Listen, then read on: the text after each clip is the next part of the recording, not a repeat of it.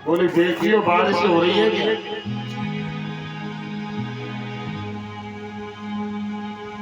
बोले शांत रह गया, बोला ही नहीं।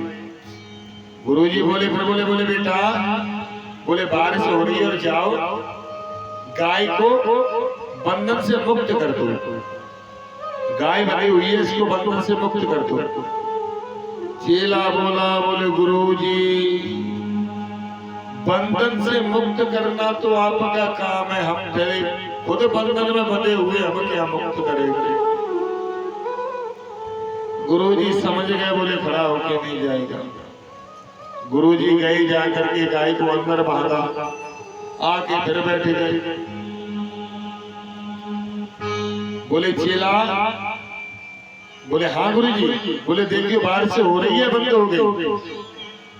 तो बोला, बोले गुरुजी अभी बिल्ली आई है बाहर से, आपके बगल में बैठी हुई है। ये अभी बिल्ली बाहर से घूम के आई है, इसकी पीठ पे हाथ लगा के देखो, अगर गीली हो तो समझ लो बारिश हो रही है, अगर सूखी हो तो बारिश बंद। गुरुजी ने सोचा, बोले चेला ना, ये तो गुरु ही मिल गए, कोई बात नहीं। अब तो शाम हुई। गुरुजी बोले बेटा, बोले दीपक बुझा दो, ये लंप जल रहा है, इसको बुझा दो, सो जाए। अब चेला कहने लगा, गुरुजी आप तो वेदांत के ज्ञाता है,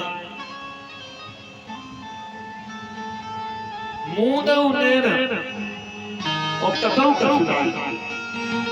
बोले गुरुजी नेत्रों को बंद कर लो और समझ लो कुछ जल ही नहीं रहा है, कथों को सुनाई। गुरुजी ने कहा ठीक है। सुबह हुई,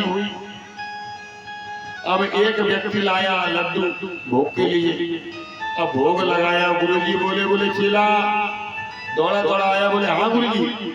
बोले प्रसाद। बोले गुरुजी आपके तीन आज्ञाओं का मैंने पालन नहीं किया, और अगर ये चौथी आज्ञा नहीं मानी तो आप रुष्ट हो जाओ। गुरुजी में से लड्डू लिए और खा लिए। तो आज की दुनिया में गुरु तो समय लेके ना शिष्य मिलना ही बहुत बड़ी बात है। पंडित जी कहने लगे, बोले हमने थोड़ी बात क्या कि वेदांत बखान शुरू कर दिया। बोले वो महाराज हमारे घर संतान नहीं है, हमको संतान चाहिए बस। पंडित जी से संत जी ने कहा कि हे ब्राह्मण देवता, एक जन्म की चलती क्या है, 7 जन्मों तक तुम्हें संतान का सुख नहीं है। मैंने तुम्हारी मस्तक रेखा को देख लिया है। अब तो ब्राह्मण देवता कहने लगे कि महाराज आपने तो मेरा दुख 7 गुना और बढ़ा दिया। मैं तो एक ही जन्म के लिए रोता, आपने 7 जन्मों तक संतान ही नहीं है। मैं सत्य कहता हूँ, आपके चरणों में अपने सिर को फोड़ करके मर जाऊंगा, लेकिन जब तक आप हमें पुत्र प्राप्ति का वरदान नहीं दोगे लौट करके मैं नहीं जाऊंगा। अब तो श्रोता संत जी का हृदय पिघल गया। जैसे उसने जमीन पर सिर को मारा, ब्राह्मण देवता ने, संत जी तो घबरा गए। बोले ब्रह्म हत्या हो लगेगी हमको, तो अगर ये मर गया तो ब्रह्म हत्या हमें झेलनी पड़ेगी।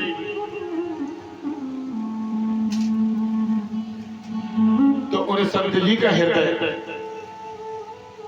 द्रविड़ हो गया और उन्होंने पंडित जी को एक फल दिया, फल, और कहा कि बोले जाओ जाकर के यह फल अपनी स्त्री, अपनी पत्नी को आप खिला देना, और मैं वचन देता हूं कि आपके सुंदर पुत्र होगा।